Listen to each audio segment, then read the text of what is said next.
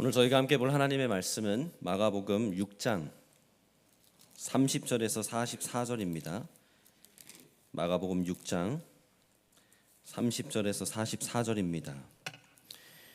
그리고 성경 찾으시는 동안 오늘 방문해 주신 분들이 계십니다. 우리 피승환 형제님 가정, 그리고 또 우리 박지연 자매님 어머니가 또 한국에서 방문하십니다. 우리 손으로만 잠깐 표시해 주시면 우리가 박수로 환영해 드리겠습니다.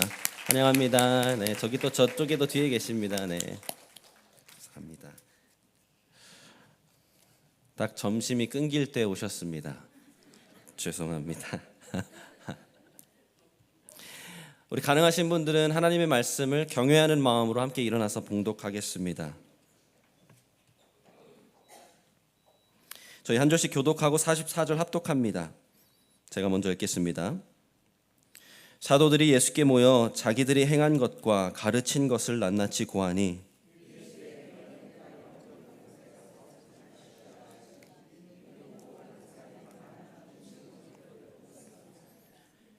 이에 배를 타고 따로 한적한 곳에 갈새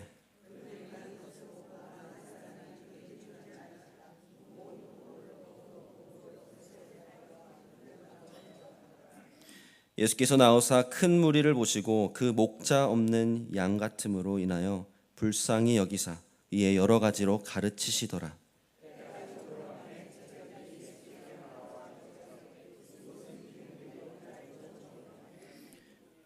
무리를 보내어 두루 촌과 마을로 가서 무엇을 사 먹게 하옵소서.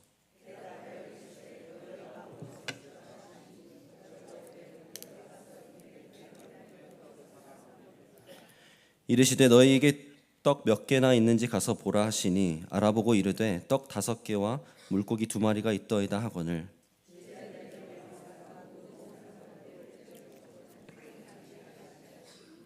때로 100명씩 또는 50명씩 앉은지라.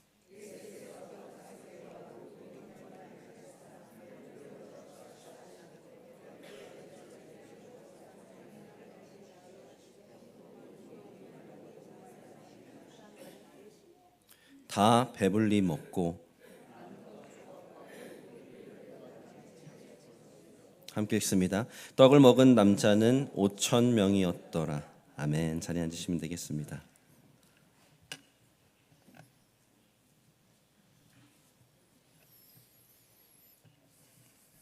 소울 푸드라는 표현을 아십니까? 소울 푸드. 혹시 있으신지 모르겠습니다. 단순히 맛있는 음식을 말하는 것이 아닙니다. 말 그대로 영혼을 터치하는 마음을 감싸주는 그러한 음식입니다. 이 한 입을 딱 베어 먹었을 때 어렸을 적 어머니의 손맛이 생각이 나고 그리워지게 하는 음식, 호로록 한술 떠 먹었을 때 얹혀있던 마음이 싹 하고 내려가면서 큰 한숨을 내쉬며 쉬는 것 같을 때, 집에서 멀리 떨어져 있지만 집에 온 것 같은 감정을 느끼게 해주는 그런 음식을 소울푸드라고 우리는 합니다. 저는 그게 토란국입니다. 토란국 드셔보신 적 있으십니까? 저희 친할머니가 돌아가시기 전까지만 해도 집에 가기만 하면, 미국에서 방학 때서 집에 가기만 하면 항상 끓여주신 국입니다. 내 강아지 내 강아지 하면서 다 큰 저를 먹여주시면서 이뻐해 주셨습니다. 저희 친할머니는 이제 돌아가시고 계시지 않아서 저 토란국을 먹기가 참 어려운데 저번에 아내가 한번 딱 끓여준 적이 있습니다. 물론 이제 같은 맛은 아니었지만 그냥 그 한술 뜨는데 얼마나 엄마 생각이 아니라 할머니 생각이 나면서 울컥했는지 모르겠습니다. 음식은 참 그런 힘이 있는 것 같습니다. 배만 꽉 차고 배만 따뜻해지는 게 아니라 마음도 그렇게 해주는 힘이 있죠. 누군가를 떠오르게 하고 기억하게 하고 그 시절 그 추억에 고스란히 젖어들게 해줍니다. 오늘 본문 먹여주시는 예수님을 만나게 됩니다. 먹여주시는 예수님을 만나게 됩니다. 우리의 영과 우리의 몸을 먹여주시는 예수님이십니다. 그리고 이 두 사실을 통해서 딱 한 가지 사실을 우리에게 다시 한번 상기시켜 주고자 합니다. 그것은 바로 예수님이 우리의 목자 되시다라는 것입니다. 예수님이 우리의 목자 되신다라는 것입니다. 그래서 우리의 모든 필요를 채워주신 목자 되신 예수님만 철저히 의지하고 경험하라고 말씀하시는 겁니다. 그래서 오늘 이 말씀을 통해서 그러한 믿음의 결단과 그래서 믿음의 놀라운 역사를 경험하시는 저와 우리 성도님들, 우리 교회 되기를 간절히 축원합니다. 아멘. 첫 번째 이미 나왔지만 예수님은 우리의 영의 양식을 먹여주십니다. 영의 양식을 먹여주십니다. 30절부터 함께 봅니다. 사도들이 예수께 모여 자기들이 행한 것과 가르친 것을 낱낱이 고하니 이르시되 너희는 따로 한적한 곳에 가서 잠깐 쉬어라 하시니 이는 오고 가는 사람이 많아 음식 먹을 겨를도 없음이라. 이에 배를 타고 따로 한적한 곳에 갈새. 기억하시죠? 예수님께서 둘둘 짝지어 사도들을 파송하셨고 이제 그들이 돌아와 사역 보고를 했습니다. 근데 얼마나 수고를 많이 했는지 예수님은 보자마자 곧장 얼른 우리 한적한 곳에 가서 쉬자고 말씀하십니다. 얼마나 바빴는지 음식을 먹을 겨를도 없었다라고 말합니다. 배고프고 피곤한 겁니다. 최근에 우리 교회 한 형제와 식사를 하는데 정말 얼마나 바쁜지 하루도 빠짐없이 점심시간을 갖지 못하고 하루에 잘하면 한 끼 먹는다고 합니다. 도저히 일이 너무 많이 밀려서 그거 외에는 방법이 없다는 것입니다. 저도 가끔 이제 주일 점심을 손도 대지 못할 때가 있습니다.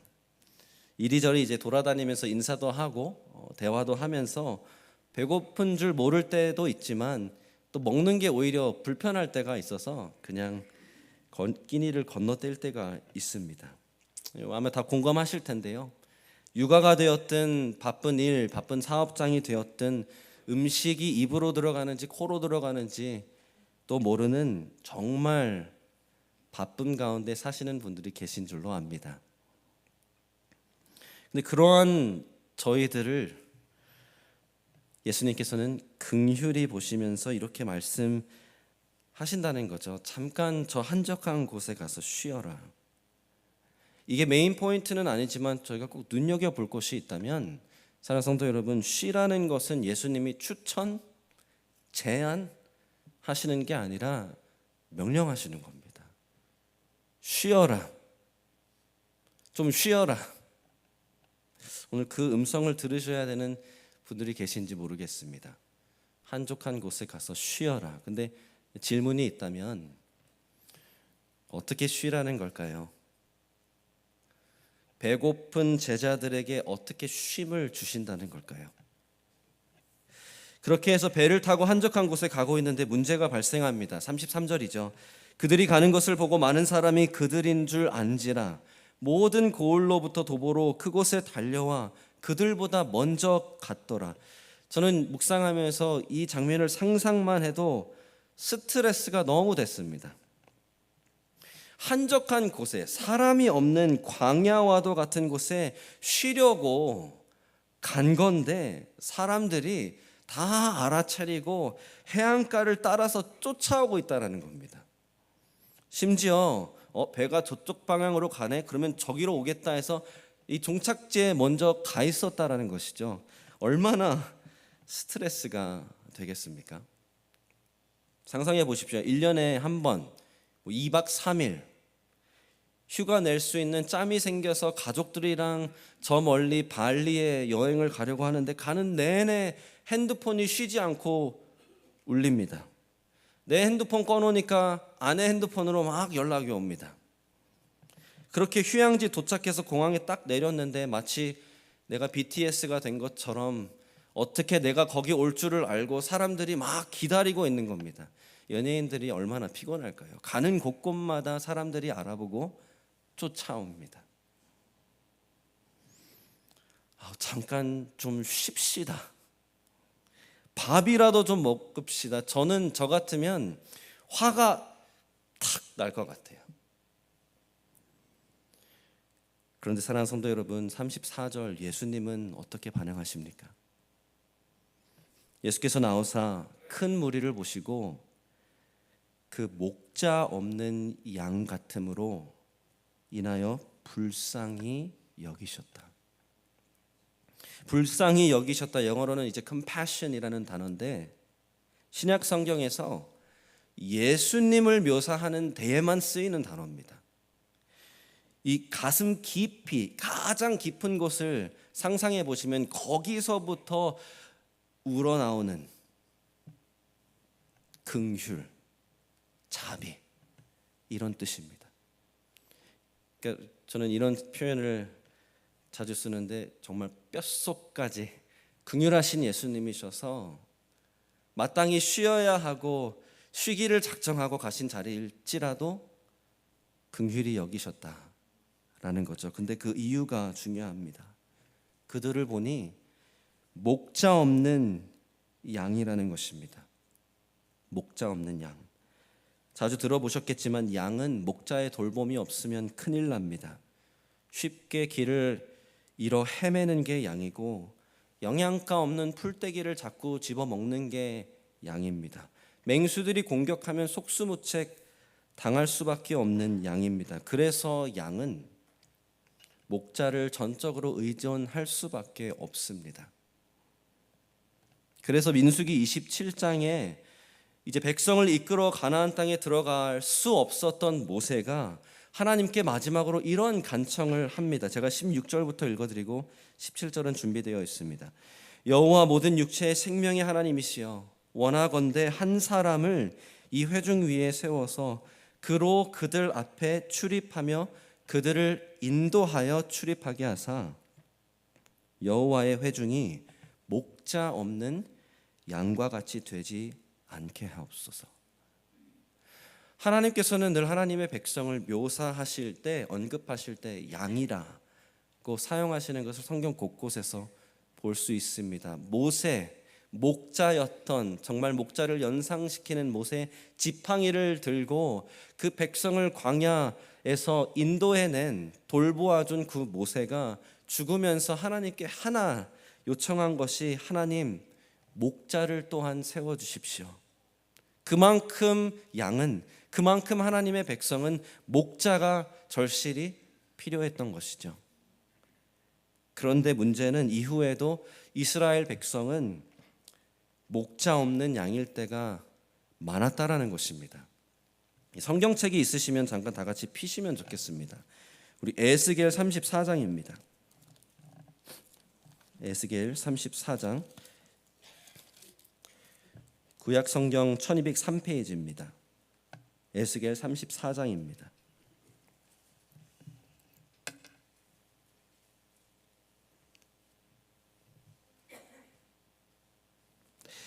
맥락은 이렇습니다. 하나님께서 하나님의 백성 이스라엘을 이끌어갈, 인도할 그 양들을 돌볼 목자들을, 지도자들을 세워주셨습니다. 그런데 이 본문은 그 목자들을 질책하시는 겁니다. 책망하시는 겁니다. 2절에 보십시오. 인자야, 너는 이스라엘 목자들에게 예언하라. 그들 곧 목자들에게 예언하여 이르기를, 주 여호와께서 이같이 말씀하시되 자기만 먹는 이스라엘 목자들은 화있을진저 목자들이 양떼를 먹이는 것이 마땅하지 아니하냐. 목자를 세우신 것은 1차적으로 먹이도록 세우신 것인데 거꾸로 됐다는 것이죠. 이스라엘의 목자들은 자기 배만 채웠다, 먹이지 않았다. 그래서 쭉 보시면 연약한 자를 강하게 다시 만들어주지 않았고, 병든 자를 고쳐주지도 않았고, 잃어버린 자를 찾아주지도 않았고, 포악으로 다스렸다. 그래서 5절에 이제 보시면 이렇게 나와 있죠. 목자가 없으므로 그것들이, 양들이 흩어지고 흩어져서 들짐승의 밥이 되었도다. 또 8절 보십시오.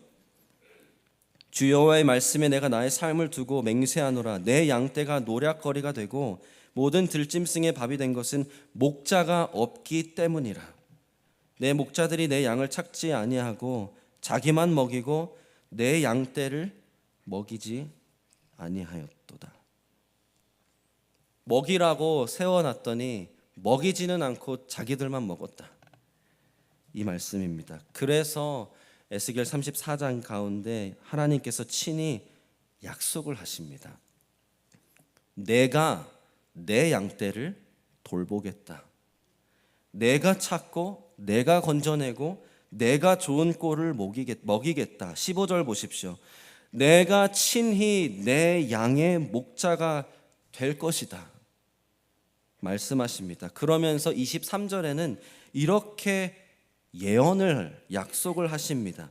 내가 한 목자를 그들 위에 세워 먹이게 하리니 그는 내 종 다윗이라. 그가 그들을 먹이고 그들의 목자가 될지라. 이 에스겔서는 다윗 왕 시대보다 한참 나중에 쓰인 예언서입니다. 하나님께서 지금 예언하시고 있는 것은 그 다윗의 혈통으로 난 한 목자를 세우시겠다 말씀하신 것입니다. 그게 누굴까요? 예수님이십니다. 예수님께서 다른 복음서 요한복음에 기록되어 있듯이 스스로 말씀하시죠. I am the good shepherd. 나는 선한 목자라. 내가 그 선한 목자다. 마가도 여느 복음서들과 마찬가지로 동일하게 지금 말하고 있는 것입니다. 하나님이 약속하신 하나님의 양 무리를 먹여 살리실 그 목자가 바로 예수님이시다. 그분이 바로 예수님이시다 가르쳐주고 있는 것입니다. 현실은 이랬습니다. 눈앞에 있는 큰 무리는 정말 목자가 없는 양들이었습니다. 바리새인, 서기관, 오랜 전통, 역사를 이어온 유대교 종교 지도자들이 많으면 뭐합니까? 하나님의 양떼는 굶주리고 있었다라는 것이죠. 그래서 목자 대신 예수님이 이들을 어떻게 먹이십니까? 34절 보십시오. 이에 저 말은 therefore, so 그래서 여러 가지로 가르치셨다. 사랑하는 성도 여러분, 예수님께서 우리의 목자 되셔서 우리를 먹여주시는 가장 첫 번째, 가장 중요한 방법은 예수님의 말씀입니다. 예수님의 말씀이 우리의 영혼의 양식입니다. 이 우선순위, 이 순서가 너무 중요합니다. 이후에 우리가 너무나 잘 아는 기적이죠. 빵과 물고기로 5,000명을 배불러 먹여주십니다. 근데 그 전에 가장 먼저 그들을 먹이신 방법은 말씀으로 먹여주셨다라는 겁니다.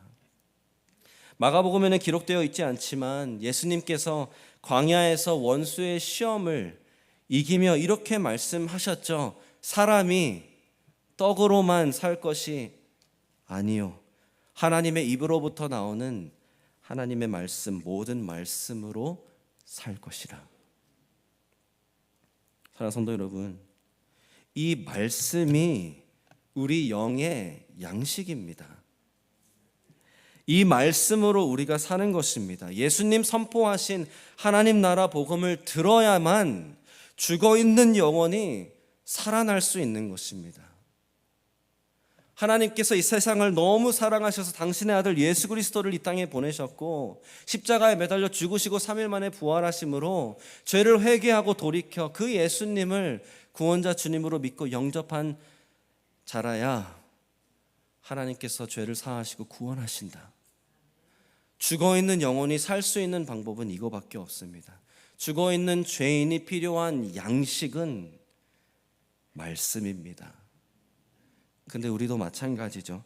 하나님 말씀에 구원에 이르게 하는 지혜가 있는 것뿐더러 하나님의 말씀이 원수를 대적하는 성령의 검입니다. 하나님의 말씀이 우리의 발에, 우리의 길의 등불입니다. 하나님의 말씀만이 우리를 온전하게 갖추어 줍니다. 그래서 목자 되신 예수님은 말씀으로 우리의 영을 먹여 살려주시는 겁니다. 사랑하는 성도 여러분, 제가 이렇게 한번 여쭤보겠습니다. 그렇다면 이번 주 한 주 얼마나 드셨습니까? 우리 영은 충분히 먹고 있습니까? 두 가지 이 사례를 한번 드려보겠습니다. 너무 치열하게 치여서 사는 바람에 영적 끼니를 건너뛰는 것이 혹시 익숙해지지는 않으셨습니까? 아니면 그 반대로 오히려 너무 바쁠 때는 정말 목숨 걸고 말씀 의지하면서 살았는데 이제 여유로워지니까 예전만큼 말씀을 찾지 않게 되지는 않습니까? 지금 우리의 영은 어떤 상태입니까? 사랑하는 성도 여러분, 음식은 기억하게 한다고, 떠올리게 하는 힘이 있다고 손에 쥐고 계신 이 성경책을 보시면 이 결론이 나셔야 됩니다. 예수님이 나의 목자시고 나를 먹여주기를 원하시는구나. 성경책을 보실 때 그렇게 보십니까? 보시기를 간절히 축원합니다. 예수님은 먹여주기를 원하시는데 저희가 입 벌려 먹지 않으면 우리 영은 굶습니다. 그래서 제가 두 가지 적용 드립니다. 사랑하는 성도 여러분, 먼저 개인 말씀 훈련, 말씀 먹는 훈련 재도전하시기를 축복합니다. 말씀 읽고 묵상하고 적용해 볼 수 있는 시간 하루에 조금이라도 다시 한번 정해 보십시오. 그게 잘 셋업이 되어 있으시다면 이제는 조금 더 넓혀서 깊이 오랜 시간 공부하고 연구까지 해 보십시오. 예수님께서 먹여 주십니다. 주기를 원하십니다. 근데 공동체적으로, 두 번째, 공동체적으로 말씀 먹는 훈련이 되기를 간절히 원합니다. 두 가지 측면으로 말씀드리기를 원합니다. 수직적인 측면과 수평적인 측면이 있습니다. 먼저 수평적인 측면입니다. 사랑하는 성도 여러분, 서로 격려해 주는 것입니다.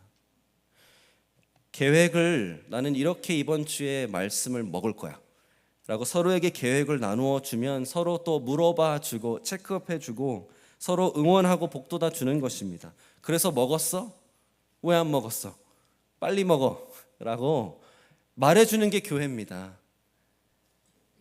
골로새서 3장 16절 말씀처럼 서로 가르치고 권면함으로 예수님의 말씀이 우리 가운데 풍성히 거한다. 서로 이 역할을 감당할 때 서로에게 마치 주님의 말씀을 먹여주는 겁니다. 예수님께서는 우리를 개인적으로 이 성경을 통해 말씀을 먹여주시기도 하지만 공동체를 통해서 말씀을 먹여주십니다. 그 역할을 감당할 수 있는 저와 우리 성도님들, 우리 교회 되기를 간절히 소망합니다. 근데 또 수직적인 측면이 있습니다. 바로 이 강단에서 그리고 개인적으로 목사가 전하는 하나님의 말씀입니다. 목자 되신 예수님이 양떼를 먹이시는 방법 중에 하나가 바로 목사를 세우신 것입니다. 이 마가복음은 제가 처음 강의 시작했을 때 말씀드렸지만 사도 베드로의 말을 최측근 마가가 받아 적은 복음서입니다. 예수님을 3번 부인한 적이 있었죠, 베드로가. 그래서 예수님께서 그를 찾아와 3번 물으십니다. 네가 나를 사랑하느냐? 네가 나를 사랑하느냐? 네가 나를 사랑하느냐? 그때 베드로가 네 주님, 제가 주님을 사랑합니다 고백합니다. 그때마다 예수님께서 어떻게 대답하셨죠? 그러면 내 양을 먹여라. 내 양을 쳐라. 내 양을 먹여라. 베드로는 이제 이것이 무엇을 의미하는지 정확히 알았습니다. 예수님께서 보여주셨기 때문입니다. 그래서 베드로는 사도이자 장로로서 예루살렘 교회의 지도자가 됩니다. 그리고 그 베드로가 나중에 베드로전서 5장 1절에서 4절에 이렇게 권면합니다. 준비되어 있을 텐데요. 너희 중 장로들에게 권하노니 나는 함께 장로된 자요 그리스도의 고난의 증인이여 나타날 영광에 참여한 자니라. 너희 중에 있는 하나님의 양 무리를 치되 억지로 하지 말고 하나님의 뜻을 따라 자원함으로 하며 더러운 이득을 위하여 하지 말고 기꺼이 하며 맡은 자들에게 주장하는 자세를 하지 말고 양무리의 본이 되라. 그리하면 목자장이 나타나실 때에 시들지 아니하는 영광의 관을 얻으리라. 예수님이 목자, 선한 목자, 목자장, chief shepherd 되십니다. 그런데 그 예수님께서 너희 중에, 그 말은 곧 각 교회, 한 교회 가운데에 너희에게 맡겨주신 하나님의 양 무리가 있다. 그 양 무리를 쳐라. 그렇게 해서 세워진 직분이 목사, 장로, 감독이라는 한 직분입니다. 사랑하는 성도 여러분, 제가 정말 가슴 아파 말씀드리지만 이런 면에서 목자 없는 양들이 정말 많습니다. 어떤 연유로 교회를 떠났는지 옳고 그름을 두고 제가 말하는 게 아닙니다. 예수님이 우리 각 한 사람을 돌봐주시는 목자입니다. 맞습니다. 천만다행입니다. 그러나 예수님이 나의 목자시니 다른 목자, 목사 필요 없어. 그렇게 말하는 것은 정말 위험한 것입니다. 예수님께서, 목자 되신 예수님께서 저와 우리 성도님들 한 분 한 분을 돌보아주시는 실질적인 예수님이 정하신 방법이 바로 예수님 밑에서 목양할 목자들을 세우셨다는 겁니다. 그래서 사랑하는 성도 여러분, 목자 없는 양들을 만나셨을 때 아는 분들이 계시다면 우리 교회가 아니더라도 건강하고 성경적인 교회에, 건강하고 성경적인 목회자 밑에 들어가서 말씀을 먹고 돌봄을 받아야 된다고 말씀을 해주셔야 됩니다. 그리고 기도를 해주셔야 됩니다. 예수님께서 돌보아 주시는 방법인데 그것을 배척하는 것은 너무나 위험합니다. 목사는 목자 대신 예수님의 말씀을 이제 양들에게 먹이는 사람들입니다. 그래서 우리 교회는 지금과 마찬가지로 앞으로도 이 강해 설교를 고집할 것입니다. 강해 설교는 그저 성경 본문의 의미를 그대로 뽑아내고 설명하는 것뿐만 아니라 적용까지 하는 것입니다. 그렇게 해서 권별로 한 구절 한 구절을 깊이 들여다볼 것입니다. 그렇게 하는 가장 큰 이유는 전하는 저도 듣는 자도 말씀을 편식하는 습관이 생기지 않도록 하는 것입니다. 에스겔 34장 전체를 이번 주에 꼭 한번 읽어보십시오.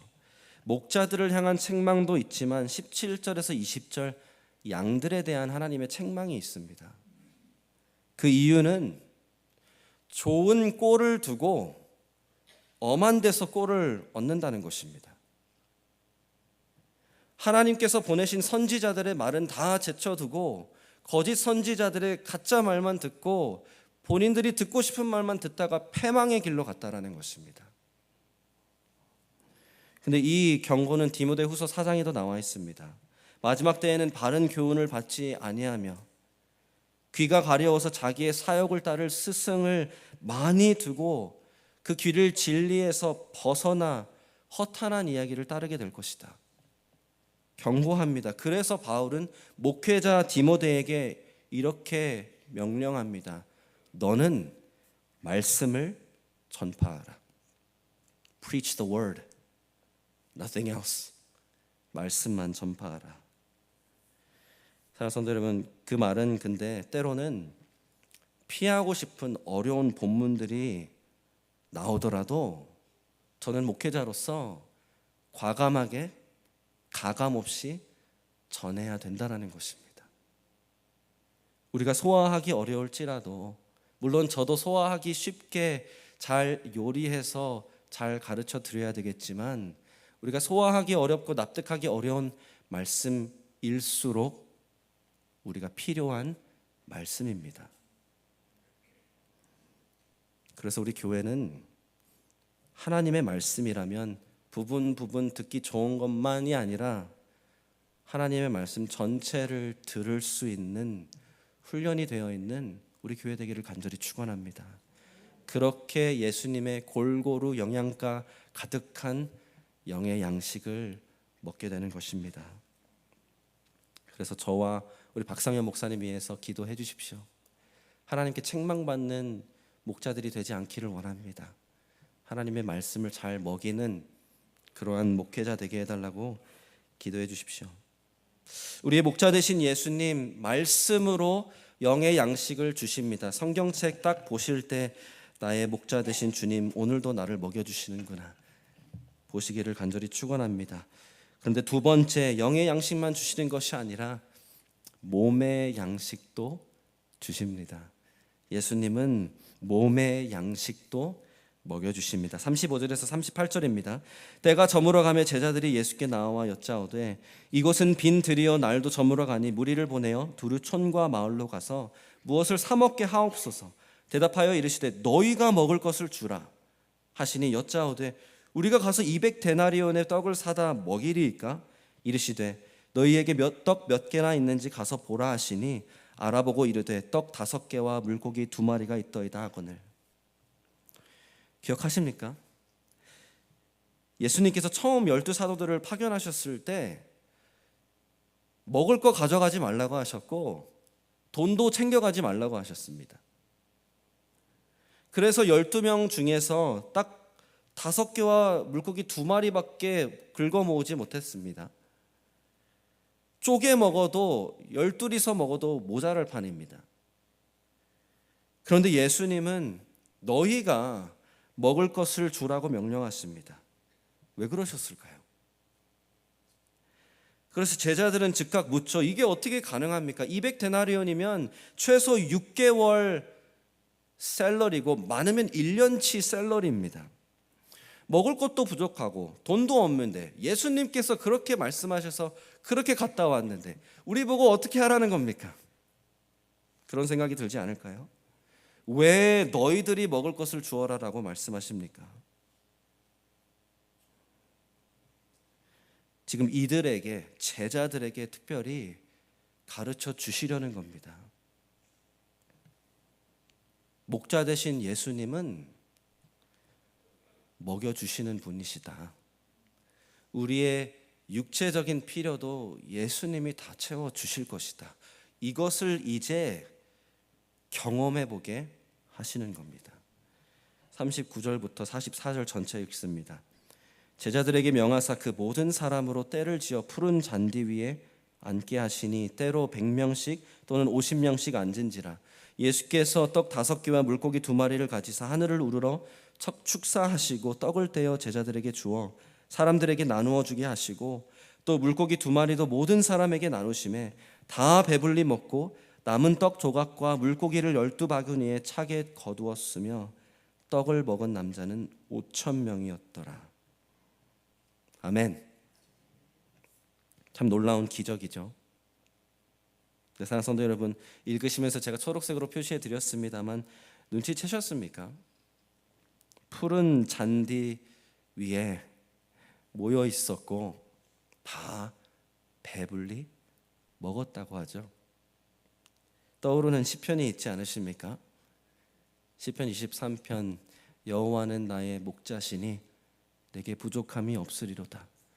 그가 나를 푸른 추장으로 누이시며 쉴만한 물가로 인도하시는 도다. 이 장면만 딱 봐도 이 빵과 이 물고기로 이들을 먹여주시는 이 모습만 봐도 예수님이 우리의 참 목자되시다 라는 것을 지금 보여주시는 겁니다. 심지어 5,000명이 배불리 먹었습니다. 12광주리가 남았습니다. 넘치도록 공급하셨습니다. 그런데 12광주리가 왜 중요할까요? 이렇게 장면을 떠올려 보십시오. 12광주리가 남았다는 것은 12사도가 다 배분하고 돌아오면서 아직도 꽉 찬 바구니를 들고 주님께 돌아갔다는 겁니다. 그들이 무슨 생각을 했을까요? 어떤 심경이었을까요? 와, 불가능할 줄 알았는데 이게 되네? 이게 가능하네? 너희가 가서 먹이라고 하시더니 예수님이 진짜 먹여주셨네. 우리의 힘으로 불가능한 것을 예수님께서 공급하시니 주님이 원하시는 대로 다 채워주셨네. 사랑하는 성도 여러분, 예수님은 그런 분이십니다. 우리의 인간적인 힘으로, 재정으로, 능력으로 다 불가능할 일도 하라고 하시는 이유는 그렇게 했을 때 예수님의 역사하심을 보여주십니다. 믿으십니까? 근데 저는 이번 주 말씀을 준비하면서 얼마나 감사했는지 모르겠습니다. 하나님께서는 이번 주 월요일에 이러한 사고가 날 것을 이미 아셨습니다. 우리 타이도타니 침례 교회에게 그래서 이 말씀을 주실 것을 미리 계획하셨습니다. 제가 작년 9월에 세운 계획표입니다. 강해 설교라도 적시적소에 필요한 말씀을 주시는 하나님의 은혜입니다. 사랑하는 성도 여러분, 큰 사고가 난 거 맞습니다. 지금 외벽 수리 견적만 해도 2만 불이 나왔고 더 받아봐야 되고, 저 브레이커 박스 부셔진 거 와이어링 다 하고 일렉트리시티 견적은 그보다도 반드시 더 나올 거라고 사람들이 말합니다. 아직 받아보지도 못했는데 좀 무섭습니다. 근데 사랑하는 성도 여러분, 그래서 예수님께서 오늘 저희에게 말씀해 주시네요. 목자 되신 예수님이 우리의 필요를 채워주실 줄로 믿습니다. 이쪽 보험이 됐든 저쪽 보험이 됐든, 우리가 가지고 있는 예비비가 되었든, 우리가 앞으로도 계속해서 모을 교회의 헌금이 되었든, 수단과 방법이 뭐가 되었든 주님이 주시는 겁니다. 주님이 채워주시는 것이죠. 그러면 사랑하는 성도 여러분, 우리가 그렇게 주님이 채워주실 때, 공급해 주실 때, 다 고쳐주시고 다시 7월이 됐든 8월이 됐든 점심 식사를 하게 될 때 우리가 기억해야 되는 것은 무엇일까요? 아, 예수님이 우리의 목자시구나. 우리의 필요를 다 공급하시는구나. 지금부터 믿음으로 우리 준비하기를 원합니다. 주님께서 채워주실 줄로 믿습니다. 그렇다면, 그렇게 채워주실 주님을 우리가 믿는다면, 사랑하는 성도 여러분, 지금 우리 주님께서 우리 교회에게 요구하시는 것은 무엇일까요? 타이도타니 침례 교회, 너희가 먹을 것을 주라. 너희가 먹을 것을 주라. 예수님이 지금 뭐라고 우리에게 그러면 요구하시는 걸까요? 제가 한 가지 묵상됐던 말씀을 나누고 마칩니다. 사도행전 2장 42절에서 46절, 서로 교제하고 떡을 떼며 기도하기를 힘쓰라. 그래서 초대교회는 재산과 소유를 팔아 각 사람의 필요를 따라 나누었고 모이기를 정말 힘썼죠. 집에서 떡을 떼며 기쁨과 순전한 마음으로 음식을 먹었습니다. 베드로는 베드로전서 4장 9절에 이렇게 말합니다. 서로 대접하라. 서로 대접하기를 원망 없이 하라. 사랑하는 성도 여러분, 이 사고로 점심 식사가 잠정적으로 불가능한 것은 맞습니다. 그렇다고 교회가 교제를 포기하는 것이 아닙니다. 도리어 서로 교제하기를 힘쓰고 집에서 떡을 떼며 기쁨과 순전한 마음으로 하나님께 영광 올려드리며 교제할 수 있습니다. 이 교제하는 것이 주님 주신 사명이라면, 교제가 불가능해 보이는 이 상황 가운데서도 우리는 믿음으로 교제를 누리는 것입니다. 제가 이렇게 한번 말씀드려 보겠습니다. 그러면 지금까지 한 번도 식사 대접해 보지 못한 그 가정 한번 초대해 보십시오. 오늘 교회 예배 끝나고 335 모여서 외식하십시오. 아니, 식사 상권도 살려주고 교제도 나눌 수 있지 않습니까? 우리가 여기에서 식사 교제 못한다고 교제 못하는 건 아닙니다. 네, 사랑하는 성도 여러분, 우리가 교제가 그리스도인의 깊은 교제가 주님께서 교회에게 주신 사명이라는 것을 믿는다면, 그래서 이 어려운 상황 가운데서도 교제하기를 힘쓴다면 주님께서 나머지는 채워주시리라 믿습니다. 그래서 이것은 위기가 아니라 기회입니다. 우리의 교제를 활성화하고 넓혀갈 수 있는 여러 창의적인 방법들을 동원할 수 있는 기회인 줄로 믿습니다. 서로의 필요를 채워주고 교제할 때 우리의 목자 되신 주님이 우리의 필요를 채워주시는 것을 경험하는 우리 교회 되기를 간절히 소망합니다. 너희는 먼저 그의 나라와 그의 의를 구하라. 그리하면 이 모든 것을 더하시리라.